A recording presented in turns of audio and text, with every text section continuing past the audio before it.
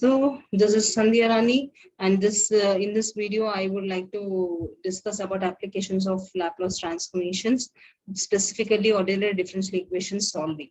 So in the beginning of the topic only, we were discussing like the main objective of learning this Laplace transformation and inverse Laplace transformation is it helps a lot in solving ordinary differential equations, and it plays a vital role in all different kinds of methods. Which will be helpful in solving ordinary differential equations. Okay, so let us learn how this Laplace transformations will be utilized in solving ordinary differential equations. So for that, let us take a simple example and what are the procedures, like what are the steps to be taken in solving ordinary differential equation with the initial conditions. Let us see here. Means like you see, if we consider this first one as first equation, the given equation is a ordinary differential equation. You see everybody, it's a second order differential equation. D square y by dx square is d square y by dt square is the highest derivative involving in this differential equation. In this differential equation, so it is a second order differential equation with the two initial conditions. Okay, if the given differential equation is a second order differential equation, we are going to have two initial conditions. If it is a first order, we will be having one initial condition. Okay, so very first step is given differential equation is ODE with its respective initial conditions. What is this initial condition? Means the value of y at a particular t value is equals to 0. First derivative of y at particular t value is equals to 0. At the 0, we are discussing y and y dash. So they are called as initial conditions. Okay. So thereafter, what we are supposed to do? We need to apply Laplace on both sides. What we are supposed to do is we need to apply Laplace operator on both sides. Then what happens if we apply Laplace on both sides? Laplace transformation of the second derivative plus 6 into Laplace transformation of this first derivative plus 8 into Laplace transformation of y plus 2 into Laplace transformation of 1. So all these, you see, Laplace transformation of derivatives, how it should be written, and Laplace transformation of first derivative, second derivative, Laplace transformation of y, f of t. F of t means your y of t. Okay, Laplace transform 1. All this we have learned in Laplace transforms, right? So the respective formulas all should be written here. So Laplace transformation of second derivative is Laplace transformation of s square into y bar of s, otherwise capital Y of s. There we used to write f for f bar of s, otherwise capital F of s. So y of s, capital Y of s, minus s into y of 0 minus y dash of 0, plus 6 into first derivative y into y of s, s into y of s minus y of 0, plus 8 into Laplace transform of y is y capital Y of s is equals to 2 into 1 by s. Why? Because Laplace transform of 1 is 1 by s. Okay, so hereafter if we simplify all this, means now we need to substitute initial value conditions after applying suitable Laplace transform formulae. Right, then this y dash, y of 0, y dash of 0, all this will become 0. Why? Because they are given y of 0 is equals to 0 and y dash of 0 is also 0.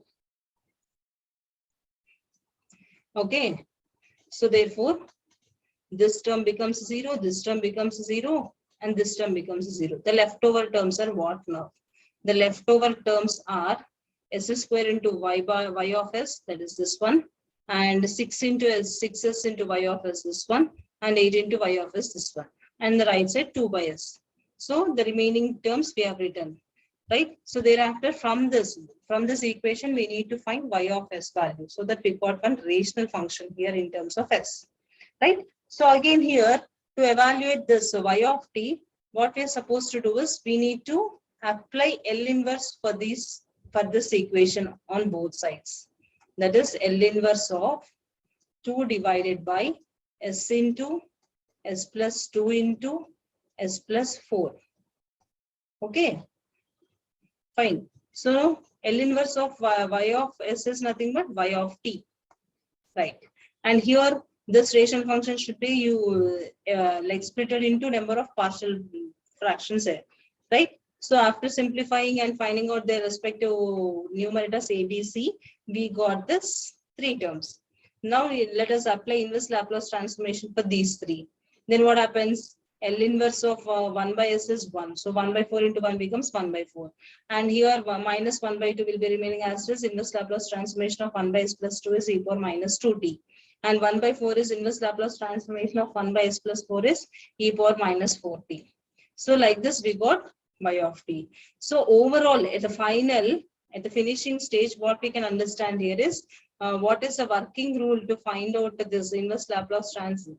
Finding solution of ODE is nothing but first step we should apply Laplace operator on both sides. In the second step, suitable formulae will be applied. Suitable formulae will be applied. In the third step, finding capital Y of S, otherwise Y bar of S.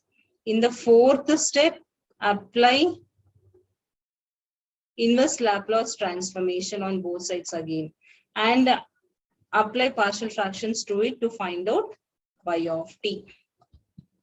Okay.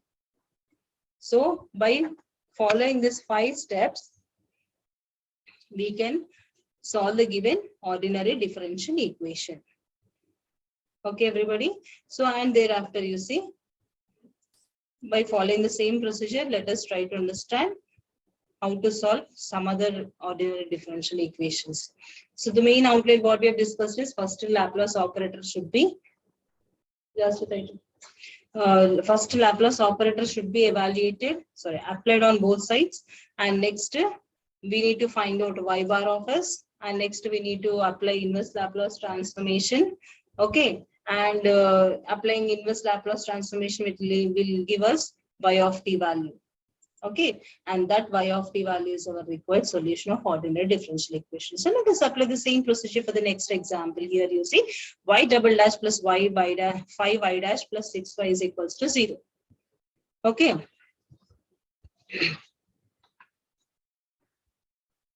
So therefore, y is equals to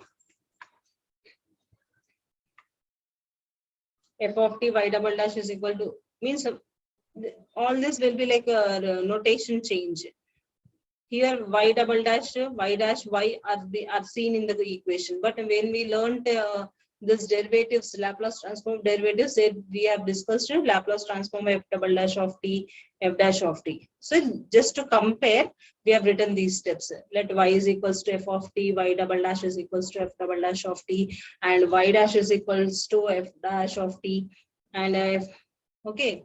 And if we consider this, this differential equation can be written as f double dash instead of y double dash, f double dash of t plus 5 into instead of y dash, f dash of t plus 6 into instead of 5, we have written f of t is equals to 0. And the initial conditions are rewritten as f of 0 is equals to 2 and f dash of 0 is equals to 3.